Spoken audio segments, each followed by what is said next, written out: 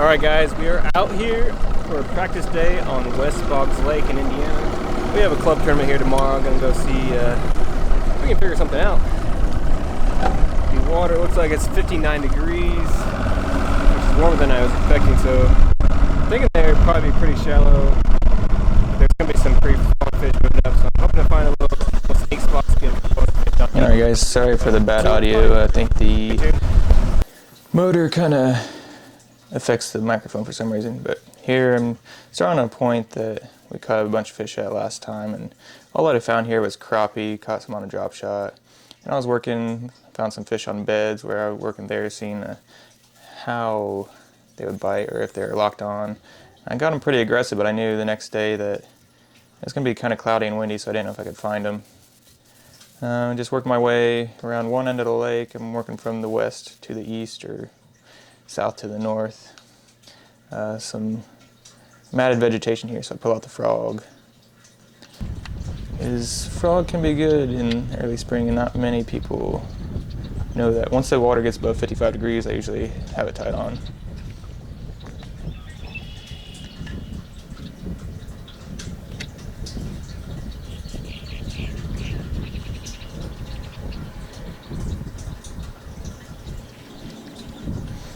Right here, if you watch close, you'll see a little bit of a blow up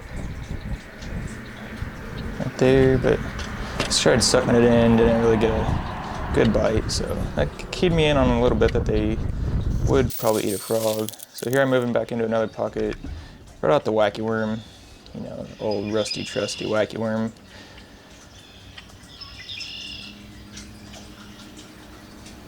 And right away, get a bite.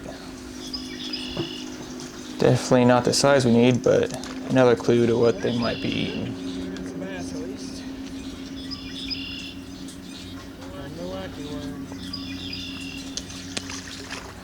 Then as I turn, I see some light spots that look like they might be beds, and start tossing to those. And as you see, this one goes for it.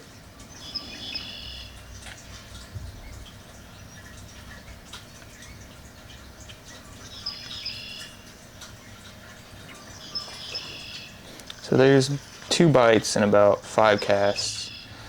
So get out of this pocket pretty quick. And that's a pretty solid keeper there, like 2.5 pounds or so.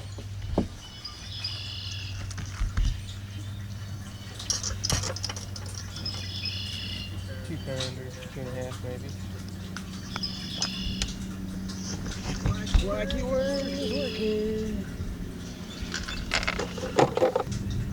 I'm in another pocket, and right away, guess what? Get another bite on a wacky worm. Another small one.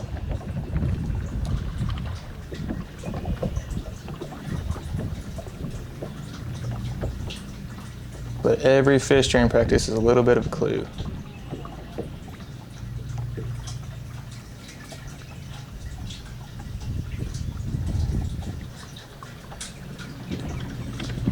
Tiny guy. Once I got to the back, I found a few more beds. I was just working on one to the left there. I just looked at it there. So I just start kind of casting up the bank and get another bite. And that's when I said it's time to put up the wacky worm and go figure something else out.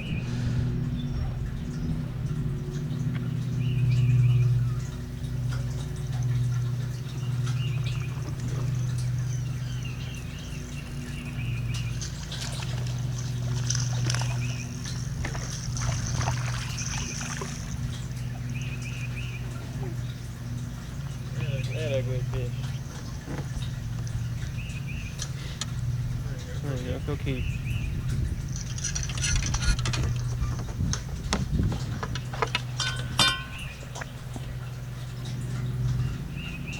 Yeah.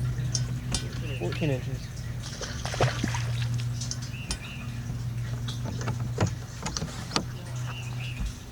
Well, probably stopped around there. Alright, now I work down the lake, and apparently my GoPro died. But this fish just totally smashed the frog. And of course I didn't get it on camera, but more clues. This part of the lake had some really good looking grass, about the only good grass on the lake. And here's another one, GoPro's dead. But most of the lake, you couldn't fish anything close to the bottom or you'd get a bunch of green slime. But as you can see, the wind's blowing in here and you'll see some bait scattered there. Those bait were getting pushed up in this pocket. And it's really good grass. I'm tossing a chatterbait here right over the grass. Checking my watch and boom.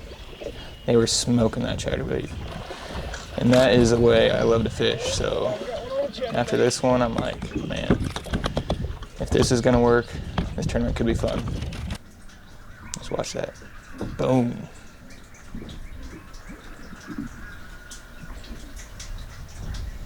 And here, just about 50 yards down, I get another bite on chatterbait, and that's when pretty much called it. This is where we're gonna start, because I had about 4 blow-ups on a frog, 2 bites on a chatterbait, and very good grass. The only good grass in the lake, and that is how I like to fish. So this was the deal for us. That's where we're gonna start, and if the bite kept up, we're gonna stick to it. Guy.